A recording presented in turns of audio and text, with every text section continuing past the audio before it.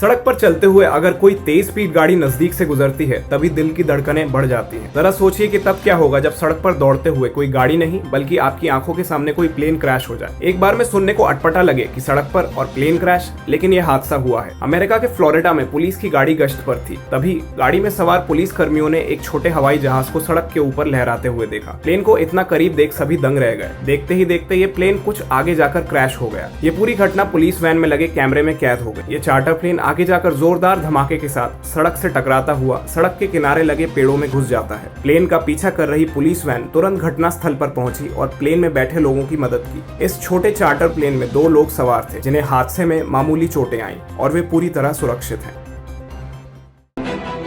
देश और विदेश की हर तरह की न्यूज को हिंदी में सबसे पहले देखने के लिए हमारे चैनल लोकमत न्यूज हिंदी को सब्सक्राइब करना ना भूलें।